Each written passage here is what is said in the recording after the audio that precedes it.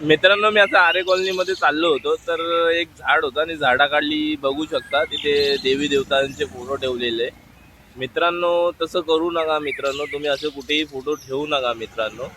तुम्हाला फक्त एवढंच करायचं आहे, ज्यांनी हे फोटो ठेवले असतील किंवा ठेवणार असतील त्यांनी फक्त एवढंच करायचं आहे मित्रांनो. जी काच असते वरची ती तोडायची आहे आणि अजून जो देवतांचा देवादेवतांचा फोटो असतो तो आपल्याला काढायचा आहे मित्रांनो आणि तो पाण्यात सोडायचा आहे मित्रांनो. पाण्यात सोडल्यामुळे तो विरघळतो मित्रांनो. आणि मागे माझ्या बघू शकता तुम्ही अशा मूर्त्या ठेवलेल्या आहेत मित्रांनो. ते धूळ माती काही बसतं, वरून पक्षी विष्ठा करतात मित्रांनो.